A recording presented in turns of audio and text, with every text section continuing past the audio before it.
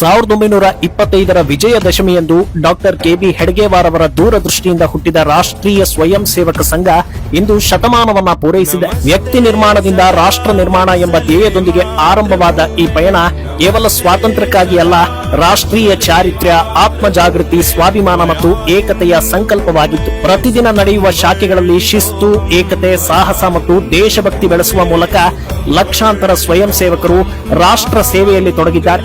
ಇಂದು ಭಾರತದೆಲ್ಲೆಡೆ 83,000ಕ್ಕೂ ಹೆಚ್ಚು ಶಾಖೆಗಳು ಕಾರ್ಯನಿರ್ವಹಿಸ್ತಾ ಇದ್ದು 1.29 ಲಕ್ಷಕ್ಕೂ ಹೆಚ್ಚು ಸೇವಾ ಯೋಜನೆಗಳ ಮೂಲಕ ಶಿಕ್ಷಣ, ಆರೋಗ್ಯ, ಪರಿಸರ, ಗ್ರಾಮಾಭಿವೃದ್ಧಿ, ಸಾಮಾಜಿಕ ಸಮರಸತೆ ಮತ್ತು ಮಹಿಳಾ ಶಕ್ತೀಕರಣಕ್ಕೆ ಪ್ರೇರಣೆ ನೀಡುತ್ತಿದೆ.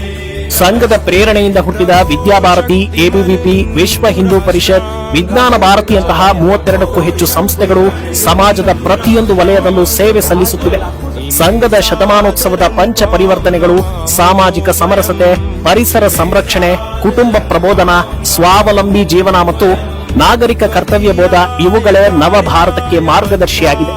ಸ್ವಾರ್ಥರಹಿತ ಸೇವಾಭಾವದಿಂದ ಕೇರಳ ಪ್ರವಾಹದಿಂದ ಗುಜರಾತ್ ಭೂಕಂಪದವರೆಗೆ ಪ್ರತಿಯೊಂದು ವಿಪತ್ತು ಸಂದರ್ಭದಲ್ಲೂ ಸ್ವಯಂ ಸೇವಕರು ನೆರವಾಗಿದ್ದಾರೆ ಮತ್ತು ಪ್ರತಿ ಸಮಯದಲ್ಲಿ ಬೆನ್ನೆಲುಬಾಗಿ ನಿಲ್ಲುತ್ತಿದ್ದಾರೆ. ಹಿಂದೂ ಸಮಾಜದ ಸಂಘಟನೆಯೇ ಭಾರತದ ಶಕ್ತಿ ಎಂದು ಗುರುತಿಸಿ ಭಗವಾ ಧ್ವಜವನ್ನ ಗುರುವಾಗಿ ಸ್ವೀಕರಿಸಿದ ಸಂಘ ಇಂದು ಭಾರತವನ್ನ ವಿಶ್ವಗುರು ಮಾಡುವ ದೀರ್ಘ ದೃಷ್ಟಿಯೊಂದಿಗೆ ಮುಂದುವರಿಯುತ್ತಿದೆ. 100 ವರ್ಷಗಳ ಈ ಅಸಾಮಾನ್ಯ ಪಯಣ ಕೇವಲ ಇತಿಹಾಸವಲ್ಲ, ಮುಂದಿನ 100 ವರ್ಷಗಳ ಸಂಕಲ್ಪ, ಸಾಮರ್ಥ್ಯ ಮತ್ತು ಸಮರ್ಪಣೆಗೆ ಸಾಕ್ಷಿಯಾಗಿದೆ. ಭಾರತ್ ಮಾತಾ ಕಿ ಜೈ.